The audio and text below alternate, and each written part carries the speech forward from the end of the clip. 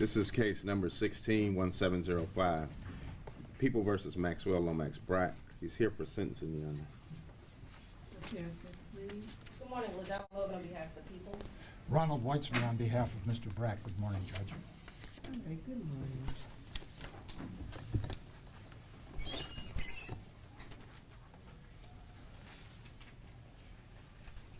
The advisory guidelines is for 225 to 562. Are those accurate? As far as the defense is concerned, they are not, Your Honor. All right. Let's take them one by one. Sure.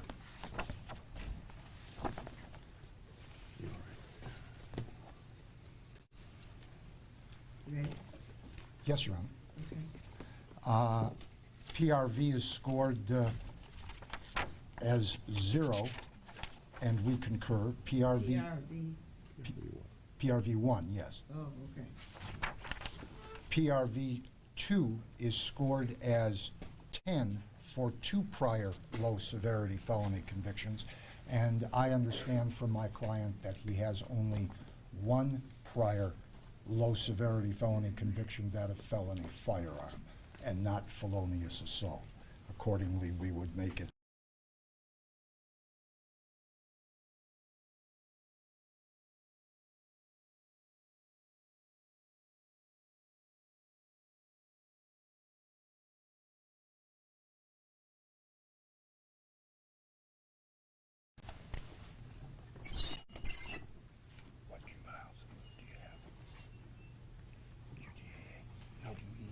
joyriding, and that he got me dropped. Like, I was only arrested for a day.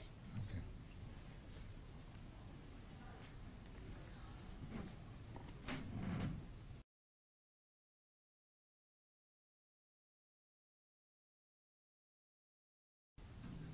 Prosecution response? Your Honor, according to page 6, which is the start of the defendant's adult history, number 3 of 8 shows that in 2011 the defendant was convicted of felonious assault and felony firearm. That would be 2 low-severity felonies. Okay. I see that. So, are you saying that there was not a conviction for one of those counts? According to Mr. Brack, that is correct.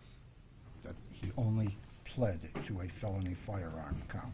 Right. The original charge was a felony firearm. I mean, it wasn't felonious assault. It was A1. But you weren't convicted of felonious assault. No. The A1 was dropped. Okay. Just saying.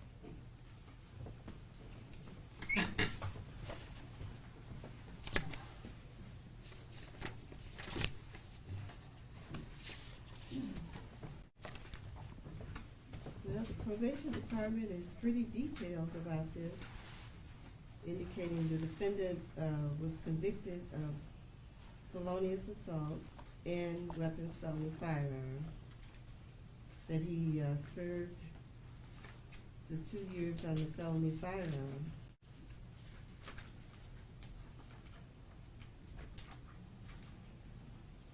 Your Honor, I have a certified copy of the conviction if the court wants to look at it. It shows felonious assault and felony firearm. All right. And assault with intent to murder is dismissed.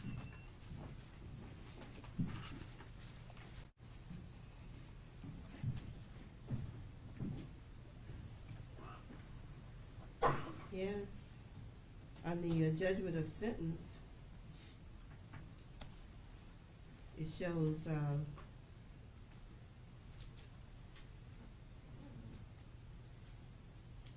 2 convictions: weapons felony firearm, felonious assault, and the assault with intent to murder was dismissed. All right, so I'll deny the motion to change that. Thank you. As to PRV 3, high-severity juvenile adjudications, Mr. Brack informs me that he has only 1 prior juvenile conviction for joyriding. No, I don't know how many of them it was. It might I have been. don't see the BAD. anything regarding the joyriding UDA, under his joyride. juvenile history. UDAA. Yeah.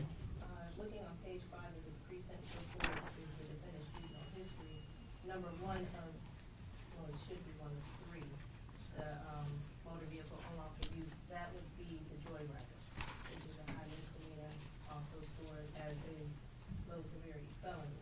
Number 2 of 3, which it says 2 of 2, is the breaking and entering of a building. That would be a high severity felony. It was ultimately expunged, but as the court knows, expungements are counted in the prior record variance. And there's another.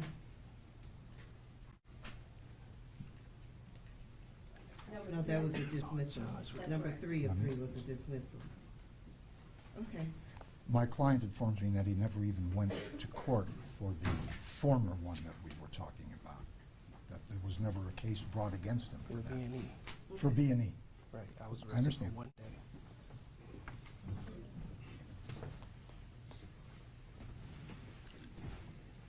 Well, it doesn't seem to be what the government records show, I understand. so I'll leave it as it is. PRV 5, Is that PRV 3? that's 3, Okay. yes. The court will deny the motion with the objection of the defendant. PRV 5, 1 misdemeanor juvenile conviction is what I understand, and so that sounds like it's correct. 5 is all misdemeanors. Right. Juvenile and adult. Yes, juvenile and adult. And PRV 6, relationship with the criminal justice system, is scored at 5, and I'm informed that he was not on probation or delayed sentence at the time of the offense. Is that correct? Not on probation or parole at the time of the offense.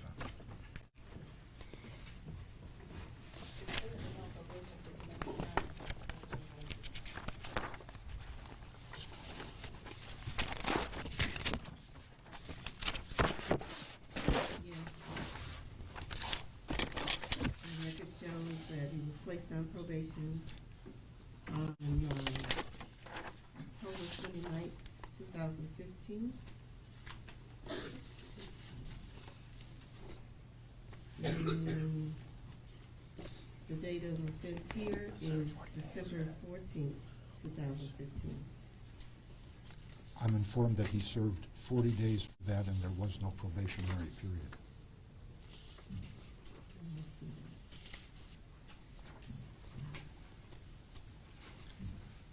There was a violation of probation warrant issued January 2016, and they indicate that it's still active.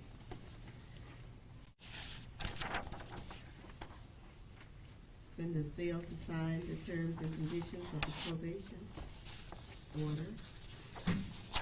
So we have the docket number. We'll pull that file. All right, but at this point, I'm going to deny the motion. Thank you, Your Honor. Okay. Moving to the offense variables, OV3 is scored as 25, indicative of life-threatening or permanent incapacitating injury. I think under the circumstances of the case, nothing like that was proven. We don't know the cause of death. We know that the death occurred, of course, but we don't know what kind of injury at all was involved, if any. It's fine. I don't believe there's any requirement that we have to specifically specify what type of injury there was, that there was an injury that was life-threatening or permanently incapacitating. And considering that Ms. Globe lost her life, I think we can qualify as life-threatening or permanently incapacitating pursuant to People v. Houston, 473, Michigan 399, the 2005 case that says OV3 should be scored at 25 points in a homicide. All right. Court will deny the motion to strike 25 points on OV3. OV5 is scored as 15 in the PSI, and serious psychological injury to the family. I know that there has been some testimony to that effect, but I think that the prosecution has not proven that, and given the defendant's defense, all that had to be believed in this case is that there was an intentional killing. Obviously, that was the conclusion of the fact finder in this case, but I don't know that there was, by a preponderance of evidence, proof of psychological injury to anybody else. All right, respond. Obviously, I disagree.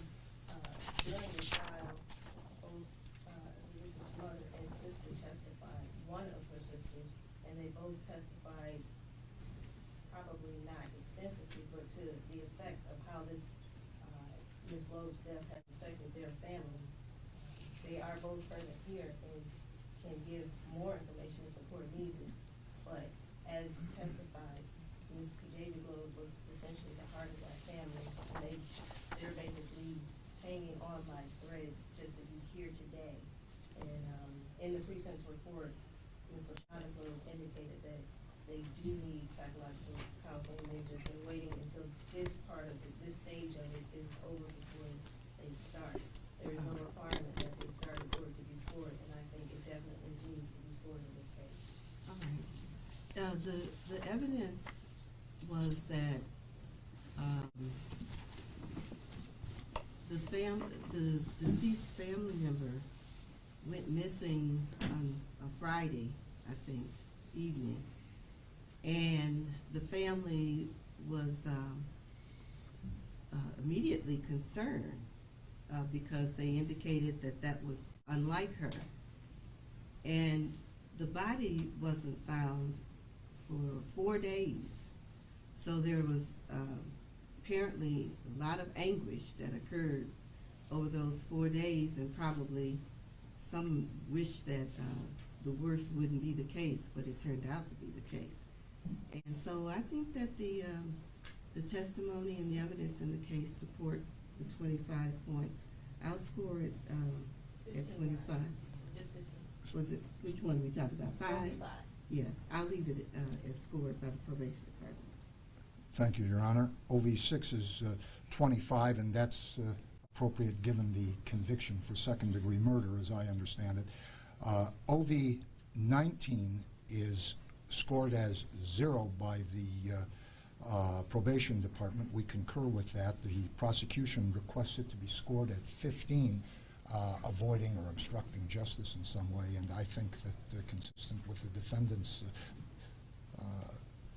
defense, that he was around, remained around, indeed spoke with the police after the event, after the body was found on Sunday, I believe, and continued to be in the area, never absented himself in a way that would lead anybody to believe that he was obstructing justice, and so I think it should be 0. Respond. Well, I'm actually only asking for 10 points, Your Honor. And That's correct. the sentencing guidelines are very clear that when you talk about obstructing the administration of justice, we're not just talking about the criminal investigation or just the trial procedure. It's both of those things. And so we have to look at everything that the defendant did. He hid her body in a dumpster. That's an attempt to thwart justice.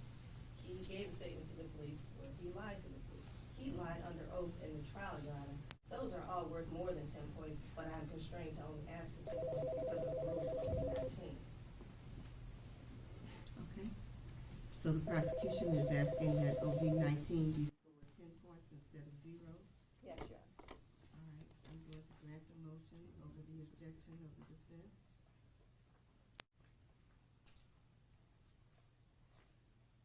All right. That concludes our comments on the guidelines. So the offense variable score changes from 65 to 75. Is that right? That is correct. Okay. And the prior record variable score stays at 32. Is that correct? That is correct. That's correct, given the court's rulings, yes. And then the advisory guidelines are 225 to 562. That is correct.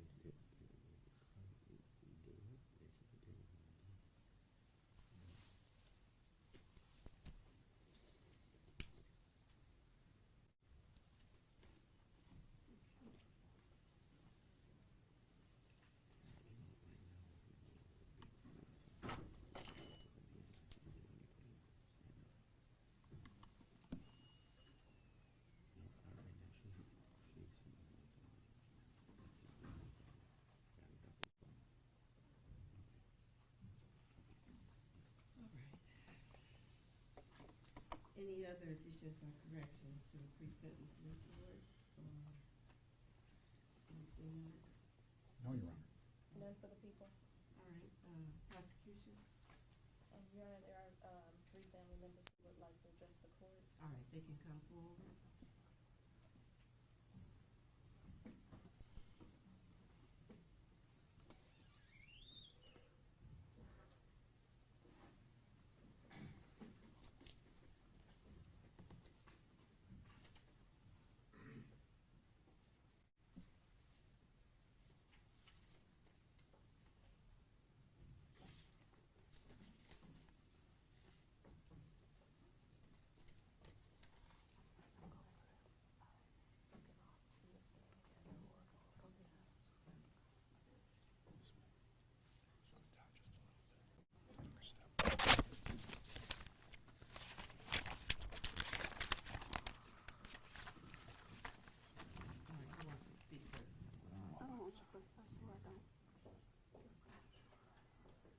Give your full name for the record, please.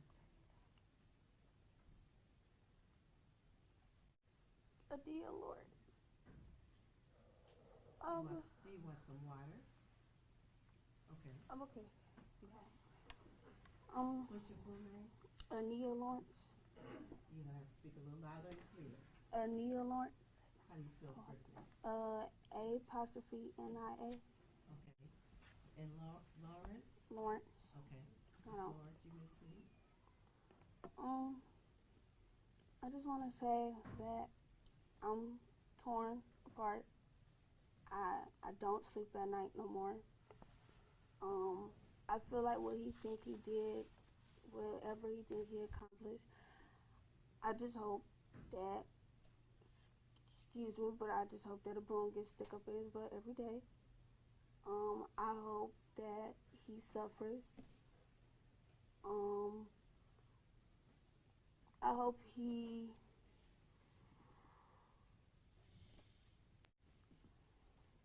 I just really hope he suffers, and I see he already suffering because of the ball on his head, but I really don't have a filter right now, so I would just How are you related to, I'm her younger sister, the your baby. sister? Mhm. Okay, all right. Who's there with you? Who are the 2 ladies with you? This is my mother, and this is my second older sister. Your mother is a young lady. Okay. Would the mother give your full name for the record and speak? LaShonda Globe. I'm going to let Dee speak first because Okay. I'm going to be there for a second. All right. Alondriana Burns, for the record. I'm right under Kajavia, so now I'm the oldest. I just want to let everybody know that counseling is more than needed, and I lost my backbone.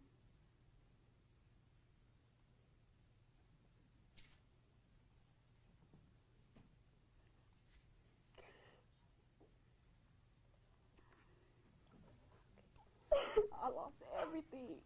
I have my younger sisters, but nothing compares. Anybody in the world that knows Maxwell knows how me and my sister is. I'm Thelma, she Louise, and I don't have my sister no more. And I just want everybody to know hurt is not a word.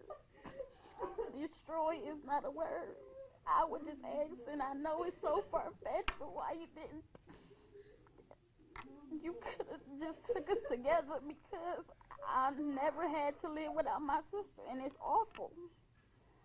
And I know that's something I shouldn't wish for myself, but if he could have just had me too, and we would have been together, because I know whatever happened to her, she was scared and she was afraid, and nobody was there to help her. And if I was there, it would have been 2 of us, but I know I would have been there with my sister.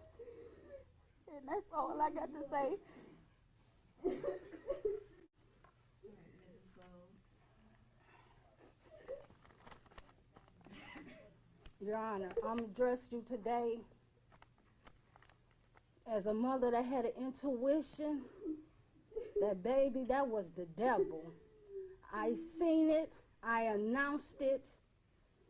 It's not the fact that I don't, Maxwell upbringing. I raised 4 beautiful girls by myself. So his upbringing, when he said that has nothing to do with it. He was whooping my daughter's ass. Excuse me, Your Honor. He was abusive. He broke her nose. He was taking her down. He was destroying her life. When she decided to say goodbye to Maxwell, he took her life. Because she was on a road to success. She was going to drop that 0 because she hadn't found her a hero. And her mother was happy. Kajavia covered up that tattoo. Kajavia was flossing, showing Max that she hadn't came up. He didn't like that. The control that he had, he saw that it was leaving him. It was gone. And he couldn't handle that. So he took her life. Because his life wasn't about nothing. Got on stand talking about some prescription. That was his business. How dumb did he really look? Didn't give his attorney time to help defend him. He wanted to sit here like he was the attorney. Never showed any remorse to us. Never. Got my baby flyers, and what did he say? He didn't pass out not one of my baby flyers. Because he knew he hadn't killed Lucy. He knew he had destroyed. He knew I didn't like him. When he put my baby in that dumpster, that was something to me because I always told him in his face he was trash. He was trash. He was breaking my baby down. He didn't mean no good to my baby. And I tried everything a mother could. I did an intervention on my baby. I did everything. Got her out that abusive relationship. This man came to my house. This man fighting my daughter, hitting the pole. You know, he took off in her car. I called the police. They wanted to arrest me because I was going to discipline my daughter. I disciplined my girl. Yes, I'm strict. Yes, I'm stern. Yes, he would have never ate at my table. I would never invite the devil to come into my home to eat at my table. I won't never break bread with this man. I hate this man. This man has destroyed my family. This man has took something from me that he can never give it back. Never. And I ask you, mercy, get this man life. What was he doing out here in society? Nothing. He was doing nothing. Nothing. And my daughter was doing something. She was going for her dreams. He saw it. He saw me. He couldn't handle it. You know, he didn't deserve her. He didn't understand what he had. He wanted to bring her down instead of uplift her. He was no good to her. Do you understand? And then all these young other girls, that could have been them. That could have been their parents sitting out here, life destroyed. Do you understand? But they want to sit on here like they were doing something. You understand? And I see why he told everybody he'll never leave her. Because looking at what the work he put on that stand, I know. Because he had a diamond in the rough, baby. He don't want to know how to treat her. He don't want to have a baby on her. He don't want to call me several times and told me how he disrespect my daughter. Do you understand what I'm saying? He did this. John Black family has been there with our family from day one. Do you understand? John Black ain't did nothing. Do you understand? Because John Black, he let us be aware that she wasn't home. Because when I met John Black, I laid my rules down just like what I did with that piece of bum over there. Do you understand what I'm saying? He took advantage. He don't care. He ain't show no remorse. He don't care. He killed my baby, and she was so dumb. She loved this monster. You done went to the bank on my baby money. You ain't know nothing about J. Alexander. Baby, she brought you into something. You took my baby from me, Max. And I have told you and Kajavia, leave each other alone. Because one day one of y'all could hurt each other. But you hurt her intentionally, but you didn't see her. But you knew she had groceries in her car. And then a seizure. My baby had a convulsion, Your Honor, while he was killing her. Because that honey, out of her 24 years, she never had a seizure. In 2009, she was enjoying her senior prom, living the life. He was mad because he wasn't invited into that lifestyle. That's all that was. He was jealous. I told Kajavia, he's jealous of you. Ma, you just don't like him. I said, baby, he don't like you. And look where we at today. This man has destroyed my family. My daughter was finna go to the Navy August the 3rd. Her mind ain't even right. He just destroyed it. See what I'm saying? Don't care.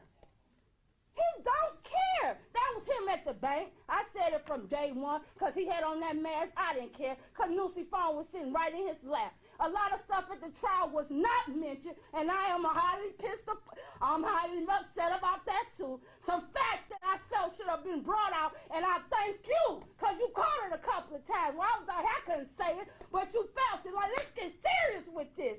Because a lot of people got on that stand was a joke. They didn't bring nothing to the table for this. Because he would have got first degree. Do you understand? If it would have been ran right, he would have gotten first degree murder. Because Max know he did it. That's why he got some flyers and didn't pass them out. That's why I can't understand how the video of when my daughter met him. I saw that video, and the video y'all was talking about his demeanor.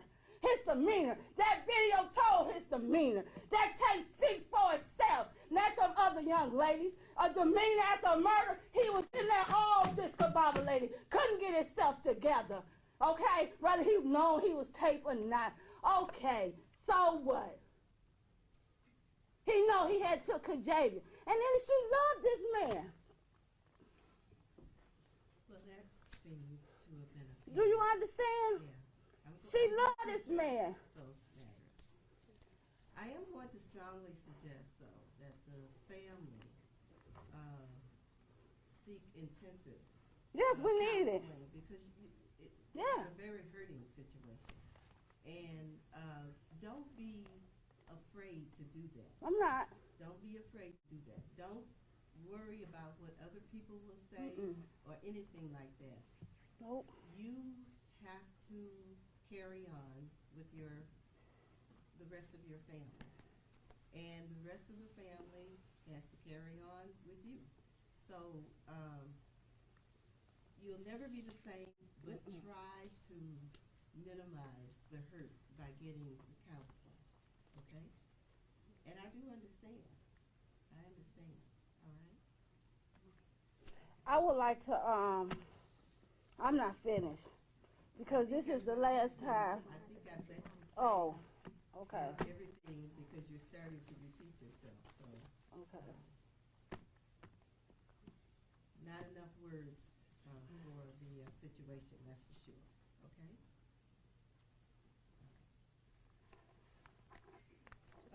Anything else from the prosecution? Very briefly, Your Honor. As the court obviously noted, the family is, full of a variety of emotions, namely anger and a lot of pain. And that's not something that we look at when we talk about sentencing, especially when I talk about. And I filed a sentencing memorandum in this case because I feel that there are some things that the sentencing guidelines, although they are advisory, do not address. I'm not going to go over everything that's in my motion. I know the court has already looked at it, but I would like to note a couple of things. This man put a 24-year-old girl in a dumpster and then sat her out on a curb like it was a normal trash day. That's not something that the sentencing guidelines can adequately score. And although OB-19 is scored, we're limited to 10 points, although, as I laid out, there are several examples in this case where Mr. Brack tried his best to undermine the administration of justice. And after he was convicted, he sat over in this chair and laughed and joked with his attorney. He laughed and joked about being convicted of second-degree murder, Your Honor. There is nothing funny about what happened in this case. There's nothing funny about what happened during this trial. There's nothing funny today. And when I read his pre-sentence report, and this was a very thorough report, the author looked at his behavior during during his first period of incarceration, which was only 2 years. And he had 6 misconduct tickets, which shows how he feels about authority and his lack of regard for anyone else. And Your Honor, I believe that all of those things are more than reasonable in my request to ask you to exceed the top of the guidelines. I don't think that anything less than 50 years is appropriate in this case. Thank you. Good morning, Mr. Brack. Do you have anything to say before the court is closed?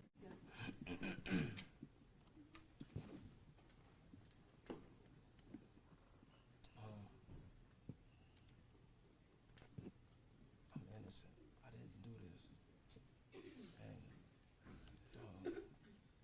to address the smiling in the courtroom, it was an incident that was going on at that time, and Mr. Wiseman was advising me to keep my cool because it was an incident with a deputy who was uttering some things to me as I was coming out, and he was advising me to keep my cool, and that's what that was about. It didn't have anything to do with me smiling, being found guilty of a murder that I've said time and time again that I didn't do. So I couldn't have been getting away with anything. I'm found guilty, so it would be no reason. I wasn't smiling at the fact that I was being found guilty. I don't think it's funny that I was found guilty.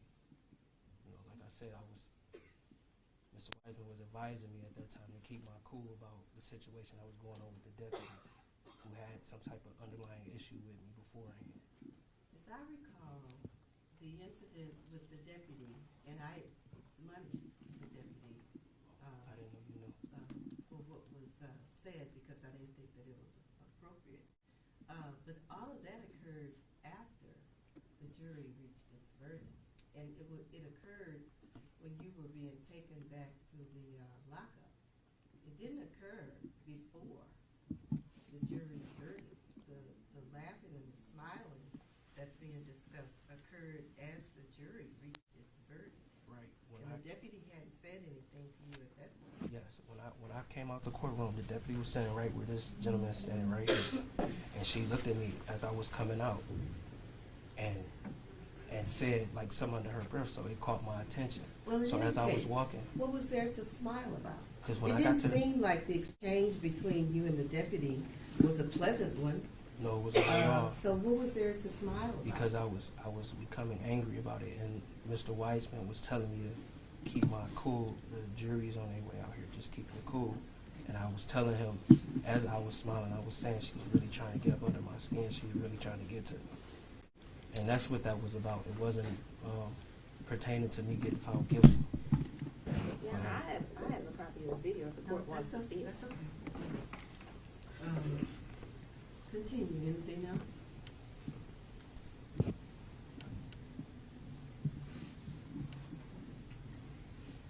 I just want to say it was a lot of exculpatory evidence that wasn't shown to the jury. And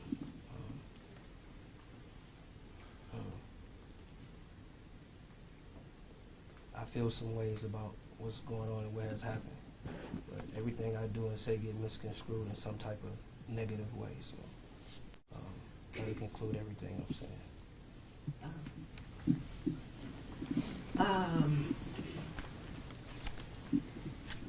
I read your background report and I listened very carefully to the testimony at the trial by you and others about your background. And it's not ideal. It's not an ideal situation for a child. But I want to make it very clear that not every child who grows up with disadvantages, parents not there, maybe biological family members not there, not every one of those situations turns out a child with behavior like you displayed, since you at least were about 16 years of age. That's when your criminal record began. In fact, I would say that most children who grow up with certain disadvantages similar to yours turn out to be very sensitive, caring people. Because it's very difficult in this world to grow up without somebody, and usually it's a number of people, showing concern for children.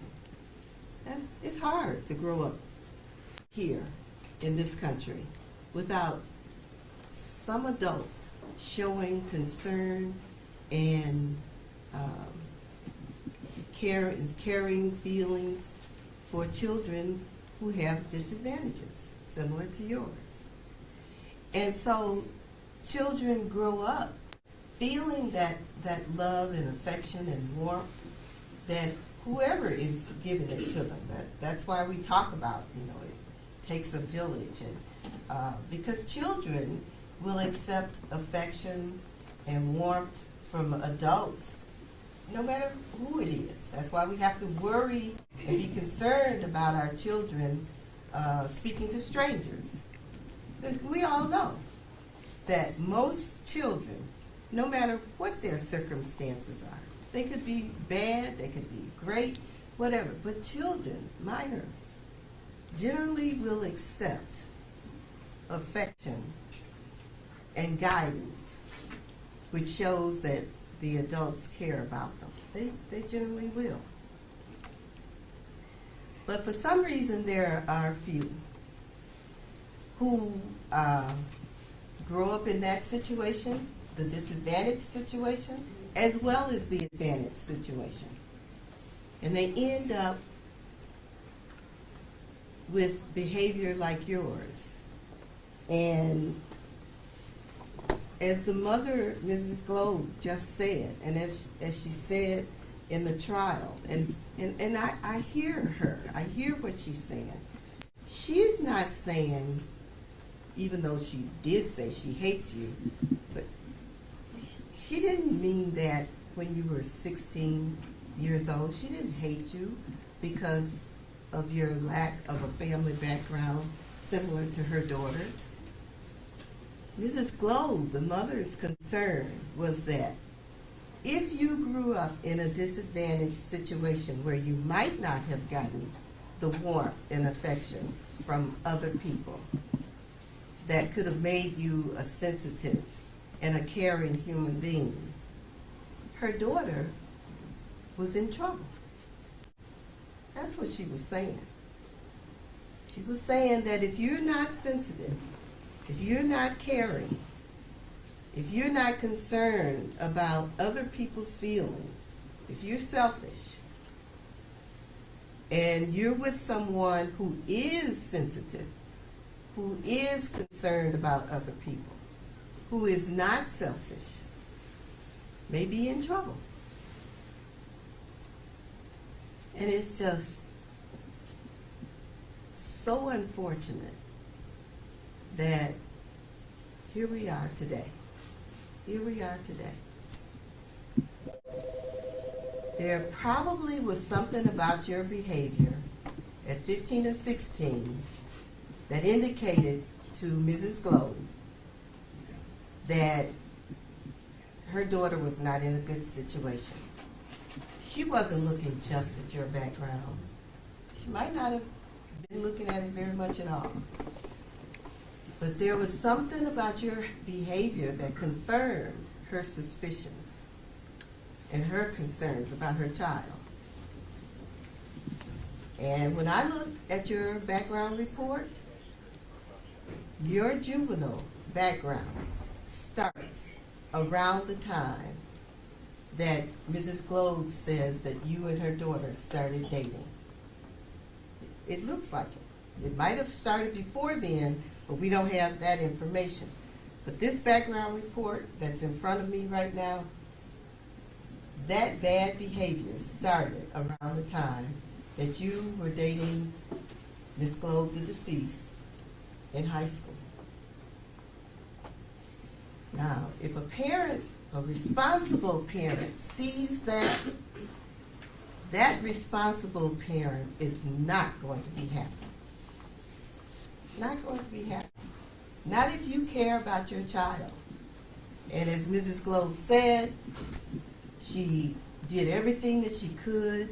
She put her child through intervention to try to get the child to see that the person that the child is caring for is probably not the person that that child should be caring for.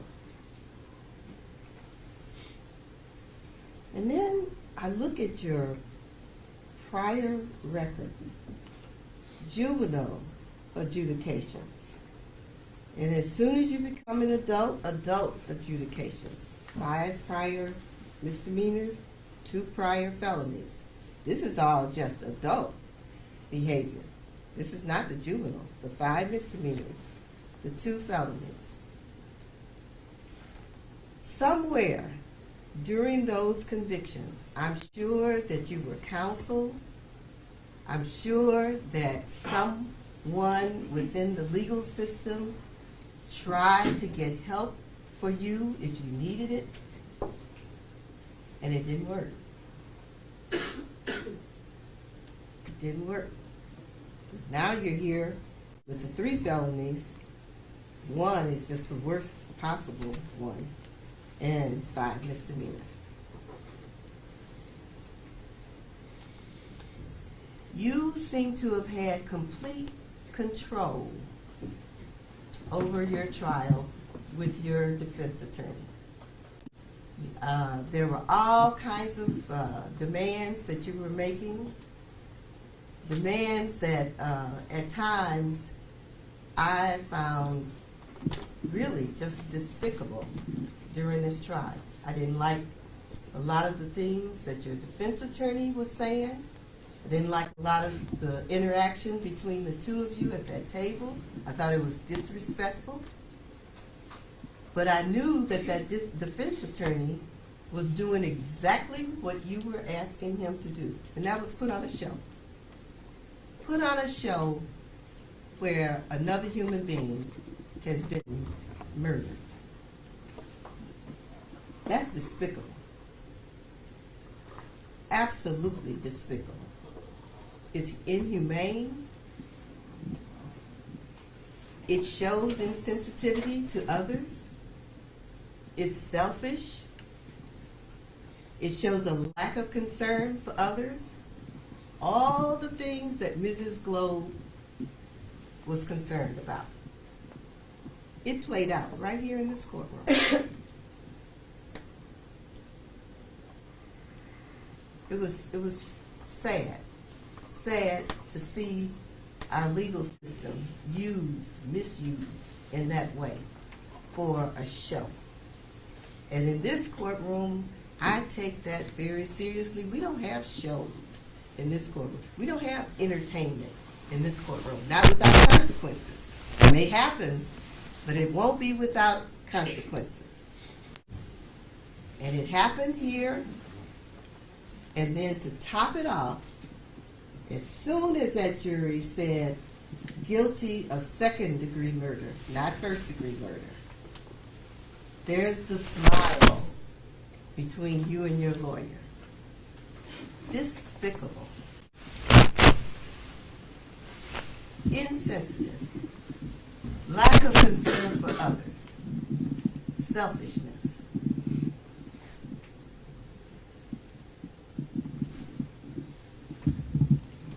So, I agree with the prosecutor in this case. Not because they said it, but because of what I experienced just during this trial. These guidelines are not sufficient for this sentence. Yeah, it's not mandatory life without parole. It isn't that. But these guidelines of around 46, 47 years at the top, no, they're not sufficient at all. So for all of the reasons that I've discussed, all of the reasons that I've heard this morning, all of the reasons that I talked about of what happened during this trial. It's the sentence of this court that on the second-degree murder charge, you be sentenced to a minimum period of 70 years, a maximum period of 100 years. Oh, thank you, Jesus. And the last 10 years of that 70-year sentence, that's for the smile. This right? You're entitled to appellate review of your conviction and sentence by leave. If you need a court-appointed attorney to represent you in that, strike that. You're entitled to appellate review of your sentence as of right.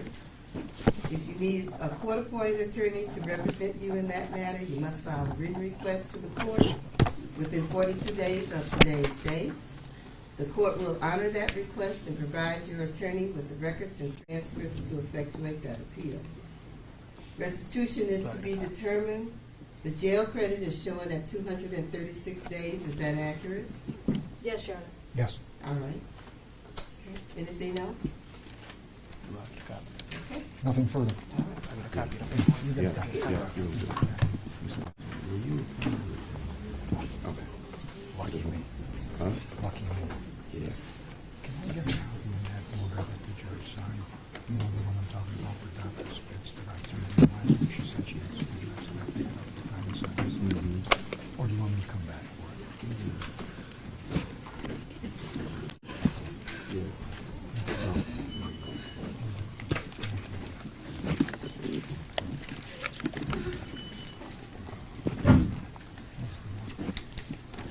Yeah, I gotta look at a true copy. I can't make. Okay. Can't be Can I true wait? copy. Yeah. Should I wait or come back? You can wait. Okay, thank you.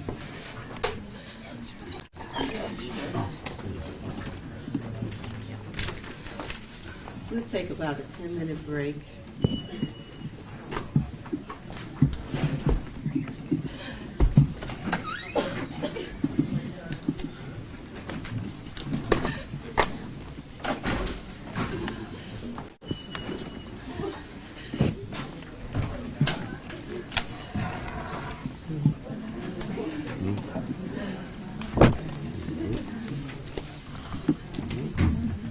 Is that it? Yeah. Thank you, sir. Thank you.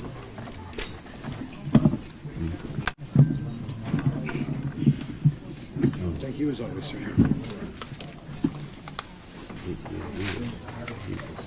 She gave him. He was for real.